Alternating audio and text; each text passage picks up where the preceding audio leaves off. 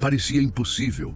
Uma aliança testada por décadas, bases militares compartilhadas, programas conjuntos de segurança, economias ligadas por milhares de fios. Estados Unidos da América e Japão lado a lado, como dois pilares do equilíbrio no Pacífico. Mas e se essa parceria, símbolo de confiança e previsibilidade, estivesse agora em colapso? E se a relação que sustentou toda a arquitetura de segurança da Ásia estivesse se transformando em um campo de batalha comercial? Nas páginas dos maiores veículos de imprensa do mundo, surgem palavras que até pouco tempo soavam absurdas. Crise nas relações entre Estados Unidos da América e Japão. O Financial Times fala em fissura inédita. O jornal Nikkei alerta para risco sistêmico à estabilidade da Ásia e do Pacífico. Fontes do governo japonês revelam que a confiança em Donald Trump desmorona. O motivo? Uma guerra comercial iniciada por Washington contra o seu principal aliado na Ásia. De volta à Casa Branca, sob o slogan América Primeiro, Donald Trump voltou a recorrer à sua arma favorita: tarifas. Se antes o alvo havia sido a China, agora o golpe recaiu sobre o Japão. Automóveis, eletrônicos, aço, eletrodomésticos. Tarifas elevadas, justificadas pelo presidente como resposta às supostas vantagens injustas das corporações japonesas. Nos Estados Unidos, o discurso soou como repetição de velhos argumentos. Mas em Tóquio, a reação foi de choque. Pela primeira vez em décadas, um presidente norte-americano tratava abertamente um aliado como adversário. O jornal Asahi Shimbun revelou que, em sessão fechada no parlamento, o primeiro-ministro japonês foi direto. Se os Estados Unidos nos tratam como inimigo, seremos obrigados a responder como inimigo. A partir daí, medidas antes impensáveis entraram no debate. A palavra retaliação deixou de ser tabu. O Japão começou a avaliar como reagir contra o país que sempre chamou de parceiro. A relação mais sólida do Pacífico balançava diante dos olhos do mundo.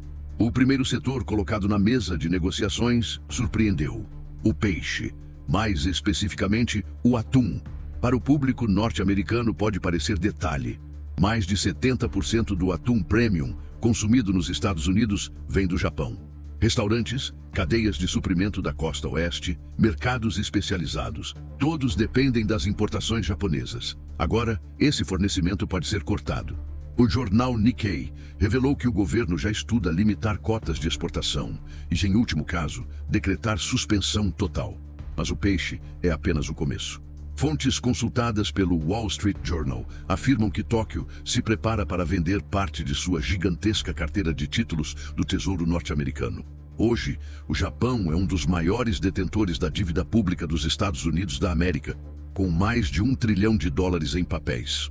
E se essa venda começar, mesmo em volumes moderados, as consequências podem ser devastadoras. Juros mais altos, confiança no dólar em queda, pânico nos mercados. Mesmo assim, Donald Trump parece disposto a dobrar a aposta. Em sua conta na rede Truth Social, escreveu: "Os Estados Unidos não alimentarão mais outros países. Durante tempo demais, permitimos que o Japão explorasse nossos mercados. A partir de hoje, colocamos a América em primeiro lugar." Em Tóquio, as palavras foram vistas como humilhação pública. Parlamentares japoneses classificaram Trump como imprevisível e perigoso. Um ex-embaixador no Japão foi mais direto: "Esse estilo de liderança destrói a confiança que levou décadas para ser construída." A crise, que começou como disputa comercial, já ameaça contaminar todas as dimensões da parceria estratégica. E enquanto isso, a China age. Segundo o South China Morning Post, já aconteceram consultas reservadas entre diplomatas chineses e japoneses sobre energia e acordos financeiros. Pequim sabe que quanto mais a relação entre Estados Unidos e Japão se enfraquece, maior a oportunidade de atrair Tóquio para sua órbita. E se essa aproximação ganhar corpo, estaremos diante de um dos maiores realinhamentos estratégicos do século XXI. Dentro do próprio Japão, a opinião pública começa a mudar. Pesquisa do jornal Yomiuri Shimbun aponta que 42% dos cidadãos acreditam que a aliança com os Estados Unidos já não garante segurança. É o índice mais alto das últimas 2 décadas. Entre os mais jovens, cresce a visão de que a China pode oferecer investimentos, mercados e parcerias tecnológicas sem imposições humilhantes. O que parecia impensável, agora se torna pauta concreta. Um Japão menos dependente de Washington. O epicentro da crise agora se desloca para a indústria norte-americana. Fontes próximas ao governo japonês, ouvidas pelo jornal Nikkei, confirmam que Tóquio considera um plano para reorientar investimentos de suas principais montadoras. O que isso significa na prática? Novas fábricas de Toyota, Honda e Nissan podem deixar de ser erguidas em solo norte-americano para ganhar espaço em Vietnã, Índia e Indonésia. Um movimento capaz de acabar com um dos setores mais importantes da economia dos Estados Unidos. Os efeitos, se confirmados, seriam imediatos. Milhares de empregos desapareceriam, cadeias inteiras de fornecedores ficariam comprometidas e o produto interno norte-americano poderia encolher em até 1 ponto percentual nos próximos 3 anos, segundo estimativas do banco Goldman Sachs. Wall Street já sente o baque. Assim que os rumores de retaliações japonesas começaram a circular, ações de gigantes como General Motors e Ford despencaram mais de 6%. Investidores temem um déjà-vu da década de 80, quando disputas comerciais com o Japão quase dizimaram setores inteiros da indústria norte-americana. A diferença é que, naquela época, Washington e Tóquio ainda buscavam acordos. Hoje, sob a liderança de Donald Trump, o diálogo parece uma estrada bloqueada. Há um componente que preocupa ainda mais diplomatas veteranos.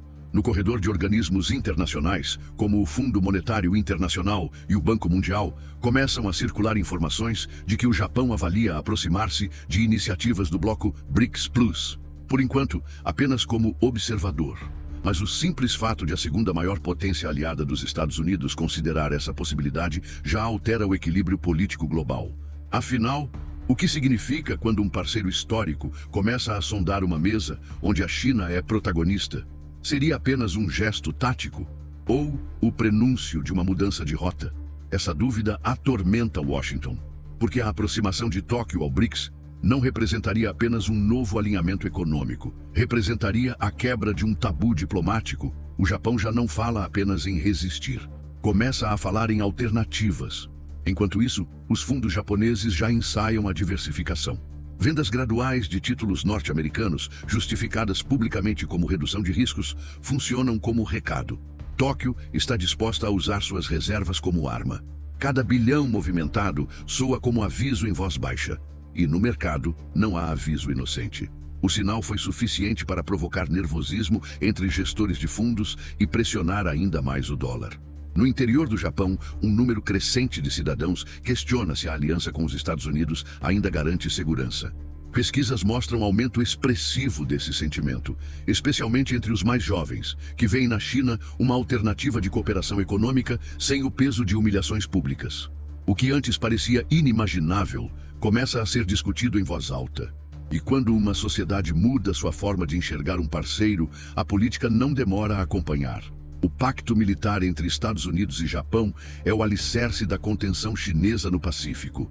Bases, tropas, tecnologia compartilhada.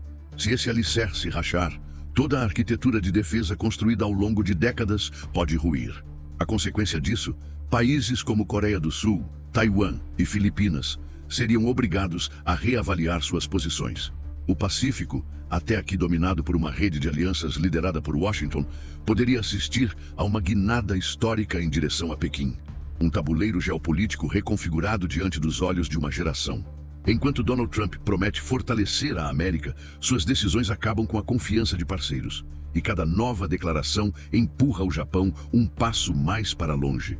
Em Washington, assessores tentam minimizar, mas em Tóquio, cresce a convicção de que a era da submissão acabou. O que antes era lealdade quase automática, agora se transforma em cálculo.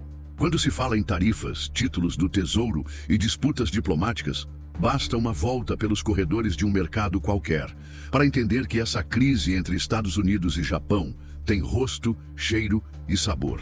No caixa, a conta não fecha. O preço do peixe subiu.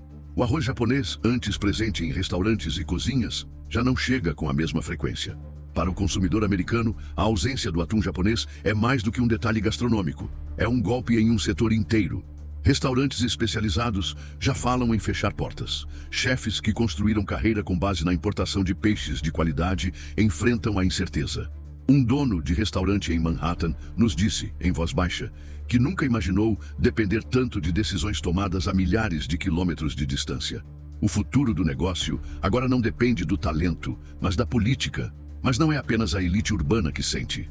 Nas linhas de produção de Detroit, o fantasma da década de 80 reaparece.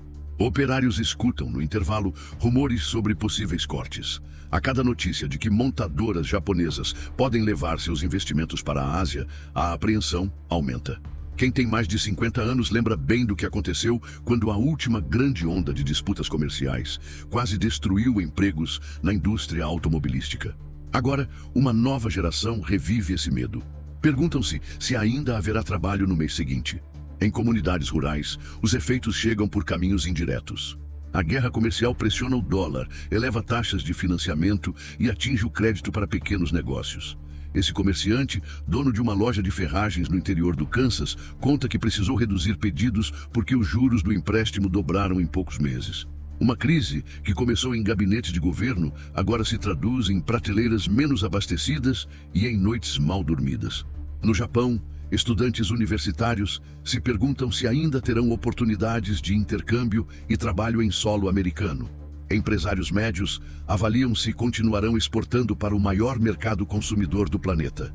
Em restaurantes populares de Tóquio, famílias comentam que produtos importados dos Estados Unidos estão mais caros. A relação que antes parecia natural começa a ser discutida com desconfiança. Fundos de pensão, que garantem a aposentadoria de milhões de trabalhadores norte-americanos, já registram perdas por causa da oscilação dos títulos do Tesouro. Cada movimento do Japão em direção à venda desses papéis acende um sinal vermelho.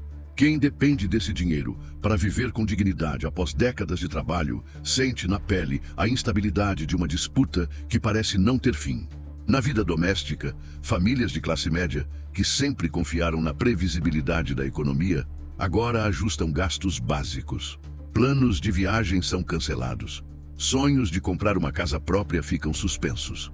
No Japão, as novas gerações encaram um dilema: continuar apostando na parceria com Washington ou abrir espaço para a aproximação com Pequim. Muitos veem na China uma oportunidade de trabalho e inovação. Para eles, a América já não representa a promessa de futuro sólido, mas uma potência que vive de discursos agressivos. Até setores tradicionais sentem, pescadores relatam pressões inéditas. O governo japonês considera restringir as exportações, mas isso também afeta quem vive da pesca. Muitos temem que, ao virar moeda de troca diplomática, seu trabalho seja transformado em arma de negociação. A guerra comercial deixou de ser manchete distante e passou a ser vizinha de porta. Trabalhadores, comerciantes, estudantes, famílias inteiras. Todos descobrem que o futuro pode ser redesenhado não por seus esforços pessoais, mas por decisões políticas tomadas a milhares de quilômetros. O que começou como decreto se transformou em angústia cotidiana. Preços em alta, empregos ameaçados, investimentos em risco. A sensação de que uma era chegou ao fim não está apenas em relatórios de analistas. Está no olhar de quem vai ao mercado e compra menos. Está na fábrica. Está no pequeno comércio que sobrevive dia após dia, sem saber o que virá amanhã. Mas além do impacto imediato, há uma lição maior. Esse ano revelou um mundo interdependente. Nenhuma potência está isolada. A cada tarifa, a cada discurso, a cada ameaça de ruptura, o que se vê é um sistema que responde como um organismo vivo, com reflexos em diferentes pontos do planeta. Quando Washington tenta se proteger, pode acabar se expondo. Quando Tóquio reage, não defende apenas seu mercado, sinaliza um novo rumo estratégico. O poder, antes visto como imutável, agora mostra sua fragilidade. A história mostra que alianças não sobrevivem apenas de força militar ou de interesses econômicos. Elas exigem confiança. O Reino Unido acreditou que poderia sustentar um império sem ouvir seus aliados, e fracassou. A União Soviética tentou manter sua influência pelo medo e ruiu. Hoje, os Estados Unidos correm o risco de repetir os mesmos erros. Porque quando a confiança se quebra, até o aliado mais fiel pode se transformar em um novo adversário. Enquanto Washington se isola em uma retórica de confronto, Pequim age. Oferece investimentos, parcerias, alternativas. Cada passo de afastamento entre Estados Unidos da América e Japão abre espaço para um redesenho de forças no Pacífico. O que antes era apenas hipótese começa a aparecer. Um Japão menos dependente da Aliança Americana e mais aberto a novos arranjos regionais. E o que será do futuro? Essa pergunta não tem resposta pronta.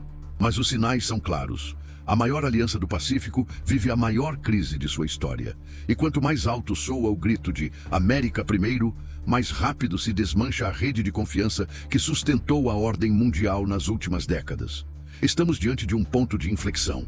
E dele pode nascer uma nova era geopolítica, em que antigos parceiros assumem papéis inesperados e em que potências emergentes ocupam espaços deixados por descuidos. No fim, essa reportagem não fala apenas de tarifas ou de comércio. Ela fala de confiança, de poder e de sobrevivência. Fala de como o destino de milhões pode ser alterado por decisões de poucos. E fala de como a história, muitas vezes, não é escrita em batalhas abertas, mas em decretos e negociações. E é justamente sobre isso que precisamos refletir. Quem são os líderes que moldam esse cenário? Que decisões os conduziram até aqui? Que marcas vão deixar para as próximas gerações?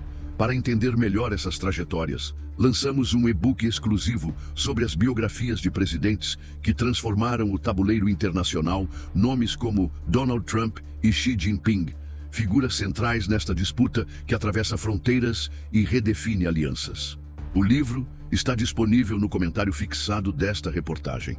Esta história precisa continuar a ser escrita, e cada um de nós faz parte dela. Se você acredita que esse debate precisa alcançar mais pessoas, inscreva-se em nosso canal, deixe o seu comentário e compartilhe este vídeo. A sua participação ajuda a manter viva a reflexão sobre o mundo em que vivemos. Muito obrigado por nos acompanhar até aqui. Até a próxima.